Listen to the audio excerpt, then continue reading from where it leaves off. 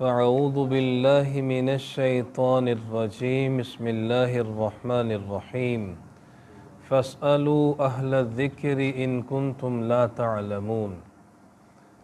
جی غسل جو دیتے ہیں میت کو، غسل کا تو سب کو علم ہے الحمدللہ، لیکن اس کے جو زیر نابال اگر وہ بیمار ہو 1-2-3 مہینے تو وہ بھی صاف کرنے چاہیے۔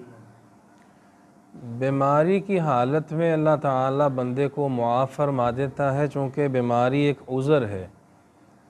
تو اگر میت کو غسل دیتے وقت بعض حضرات اس چیز کا التزام کرتے ہیں، لیکن اس کی کوئی شرعی دلیل ہمارے پاس نہیں ہے۔ یہ کام انسان نے خود کرنا ہوتا ہے۔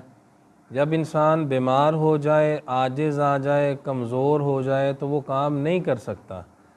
تو بیماری کی کنڈیشن اگر ایسی طوالت اختیار کر گئی ہو کہ اس کو اس بات کا ہوش بھی نہ رہے، تو اللہ سے معافی کا انسان کو طلبگار رہنا چاہیے۔ اللہ معاف فرمانے پہ قادر ہے، لیکن لواحقین سطر والی جگہ کی صفائی کریں، اس کی کوئی شرعی دلیل ہمارے پاس نہیں ہے۔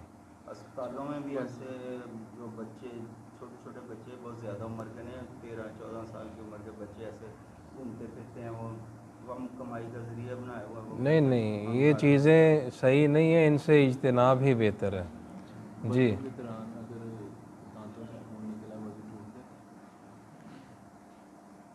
وضو کے دوران اگر منہ سے خون جاری ہو جائے، خون کا نکلنا یہ ناقض وضو کا سبب نہیں ہے۔ لوگ شاید یہ سمجھتے ہیں اگر انسان نے وضو کیا ہوا ہو اور بعد میں اس کے کسی بھی حصے سے خون نکل آئے تو اس کا وضو ٹوٹ جاتا ہے۔ خون کا نکلنا یہ ناقض وضو کا سبب نہیں ہے۔ اگر کوئی مسئلہ ہو، درپیش آ گیا ہے، بلڈ نکل بھی گیا ہے تو کوئی حرج نہیں، وضو کے اوپر کوئی زد نہیں آتی، وضو قائم رہتا ہے۔ جی سر اگر کوئی بندہ فرض نماز میں تیسری رکعت میں آ کے پیچھے سے ملتا ہے جماعت تو قیام میں وہ ملا آ کے، تو کیا وہ سبحان ربی دعا وہ پڑھے گا کہ نہیں پڑھے گا؟ نماز کی حالت میں امام کی کوئی بھی رکعت ہو، اصولی بات یہ ہے کہ پیچھے سے آنے والا جب نماز کا آغاز کرے گا تو اس کی وہ پہلی رکعت شمار ہوگی، اس لیے اس نے آغاز سبحانک اللہ سے ہی کرنا ہے۔ اور اگر اس کو پتہ ہے کہ ٹائم لیمٹ کراس ہو رہی ہے، امام صاحب رکوع میں جانے والے ہیں، ٹائم گزر گیا، زیادہ وقت ہو گیا، تو پھر وہ آ کے تعوذ بسم اللہ اور صرف سورہ فاتحہ پہ کفایت کر لے۔ اور اگر ابھی آ کے ملا ہی ہے، اسے پتہ ہے کہ ابھی رکعت شروع ہوئی ہے، سٹارٹ ہے رکعت کا، تو پھر وہ شروع سے پڑھ لے۔ جی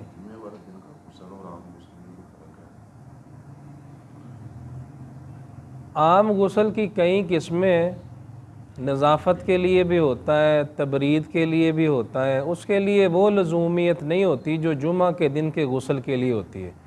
اس لیے جمعہ کا دن کا جو غسل ہے اس کی لزومیت شرعیت نے رکھی ہے، باقاعدہ اس کا حکم دیا ہے، تو وہ اسی طرز پہ اسی طریقے پہ کرنا پڑے گا جس طرز پہ شرعیت نے کرنے کا ہمیں حکم دیا ہے۔ جی جیسے غسل جنابت کرتے ہیں۔ ہاں جی، ہاں جی، یہ التزام ہے، اس کا خصوصیت ہے اس کی۔ اچھا قاری صاحب، امام صاحب عصر کی نماز ظہر کی نماز پڑھا ہے، عصر یا ظہر کی، اور دو آنے والے کو تیسری رکعت ملتی ہے، اور بعد 2 رکعتیں رہ گئی، وہ کیسے ادا ہوئے، کیا طریقہ ہے؟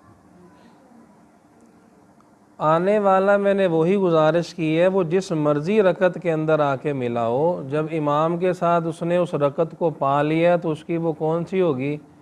پہلی۔ وہ اپنی ترتیب کے مطابق اپنی نماز کو مکمل کرے گا، وہ امام کو نہ دیکھے، امام کو نہ دیکھے کہ اس کی کون سی ہے۔ جب ہم امام کی رکعت کو دیکھتے ہیں نا، پھر ہمیں غلطی لگتی ہے، پھر ہم تذبذب کا شکار ہو جاتے ہیں کہ امام صاحب کی کون سی رکعت ہے، میری کون سی رکعت ہے، وہ کیسے پڑھیں، میں کیسے پڑھوں۔ امام صاحب کو سائیڈ پہ کر دیں، آپ پڑھنی تو اس کے پیچھے ہی ہے نا نماز، لیکن آپ نے اپنی ترتیب کو ذہن میں رکھنا ہے۔ آپ کی ترتیب اگر پہلی سے جا رہی ہے تو آسانی کے ساتھ آپ اسے پڑھ لیں گے، آپ کو کوئی تذبذب کا شکار نہیں ہونا پڑے گا یا پریشانی نہیں بنے گی، اسی ترتیب سے آپ اپنی رکعت کو مکمل کریں۔ پڑھ کر اتحیات پڑھے گا۔ کس کی؟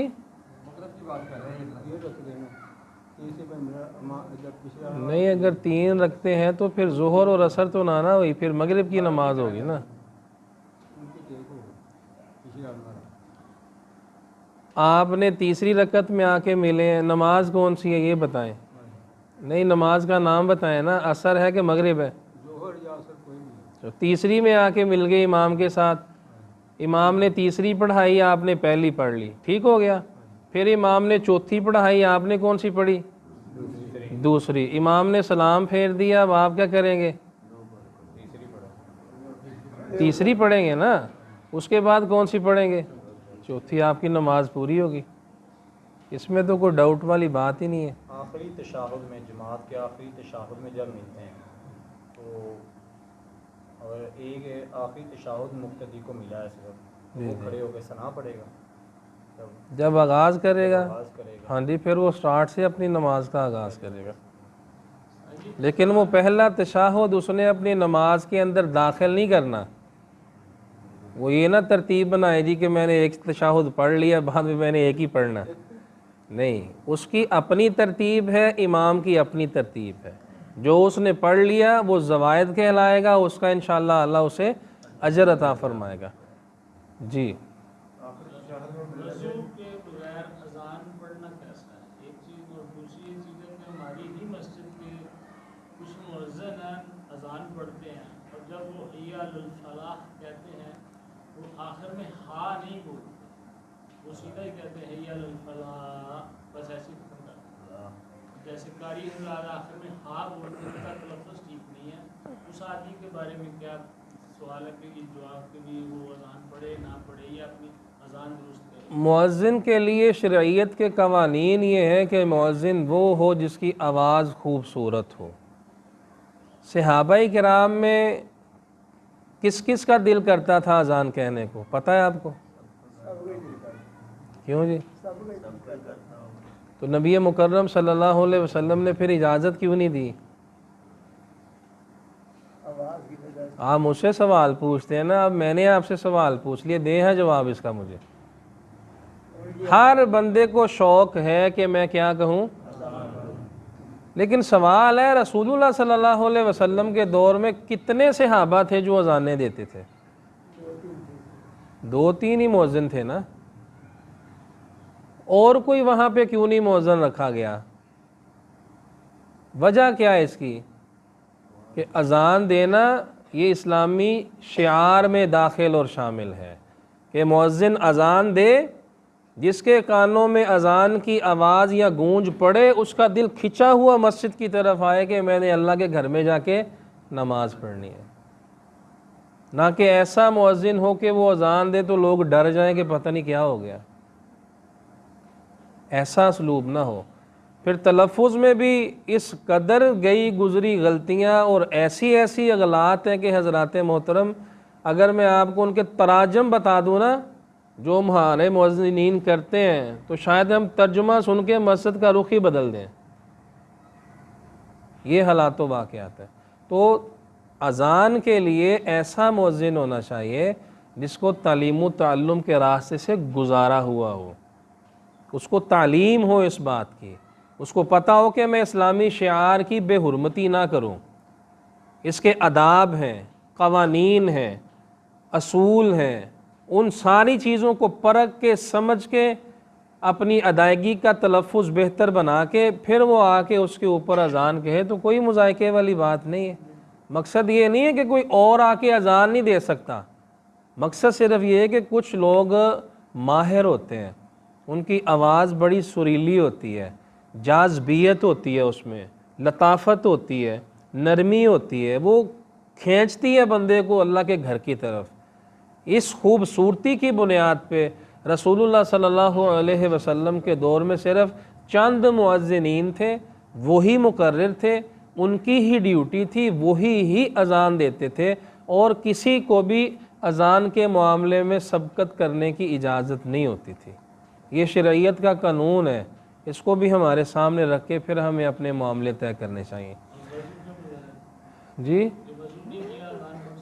وضو دیکھیں، عبادت سے پہلے وضو کا ہونا یہ ضروری ہے اذان شعائر اسلام میں داخل اور شامل ہے. اب ایک بندہ ہے وہ جان بوجھ کے وضو نہیں کرتا اور اسی طرح یہ آ کے اذان دے دیتا ہے, تو یہ مسئلہ نوعیت کے اعتبار سے درست نہیں ہے, ہٹ درمی نہیں اپنانی چاہیے.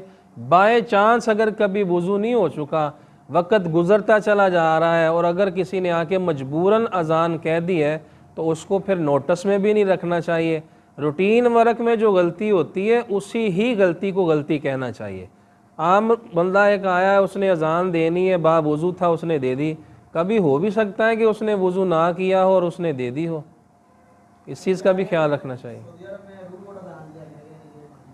جی نہیں, وہ طریقہ ٹھیک نہیں ہے. بندے کا ہونا, مؤذن کا ہونا, قبلہ رخ ہونا, با وضو ہونا, یہ شرائط میں داخل اور شامل ہے, اس میں کوئی شرط بھی نہیں ہے. دین ہمارے لیے ایک جیسا ہے نا, ٹھیک ہے, سعودیہ کے لیے علیحدہ تو دین ہی نہ اترا, ایسا نہیں ہے. جی اور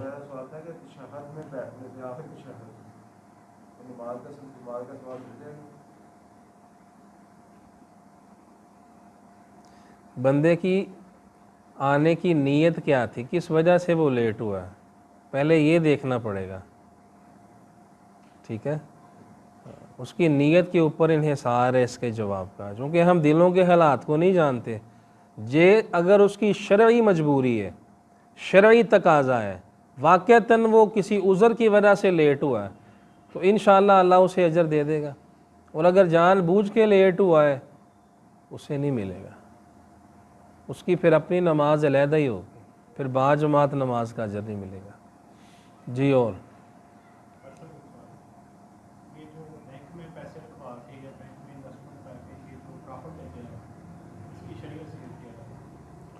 اس کی شریعت میں کسی کو کوئی بہام ہے, یعنی یہ حرام ہے, سود ہے, رسول اللہ صلی اللہ علیہ وسلم کے احکامات کی مخالفت ہے, اللہ کے ساتھ اور اس کے رسول کے ساتھ اعلان جنگ ہے, بغاوت ہے, تحکم پرستی ہے, اس میں تو کوئی ڈاؤٹ ہے ہی نہیں.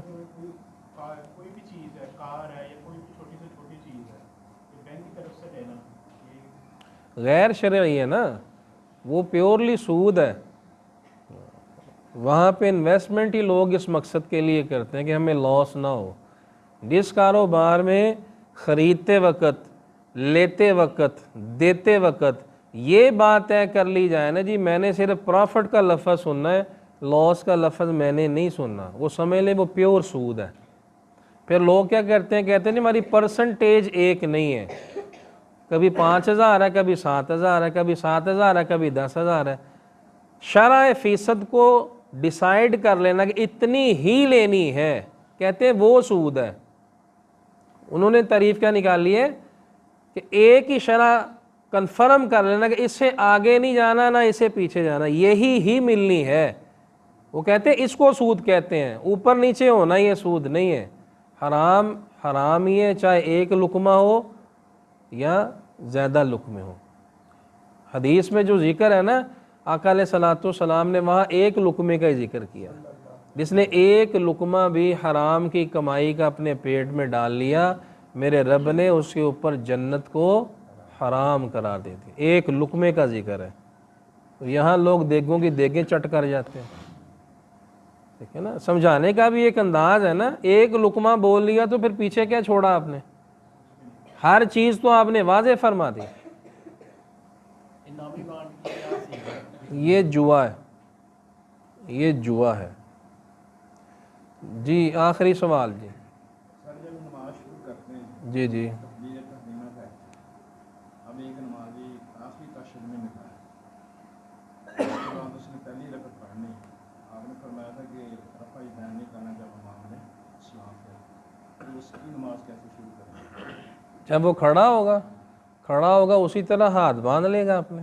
نماز اس نے پہلے تکبیر تحریمہ کہہ کے نماز میں ملا ہے نا. آپ نے یہ فرمایا تھا کہ جب بھی نمازی کوئی آئے, امام جس کنڈیشن میں بھی ہو نماز میں, وہ اس کے ساتھ مل جائے, وہ تو کہہ کے ملے گا یا اسی امام نے تو سلام پھیر دیا نا, پہلی بات یہ. اگر وہ تشہد میں آ کے ملا, امام نے سلام پھیرا, اب یہ کیا ہو گیا, آزاد ہو گیا. ٹھیک ہے, ایک مسئلہ کلیئر ہو گیا.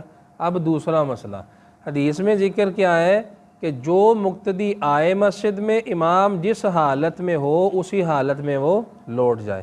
اب نماز کے اندر داخل کیسے ہونا؟ ایک ہے کہ امام کی اپنی کیفیت ہے، وہ تو ہم نے کرنی ہی کرنی ہے، حدیث آ گئی۔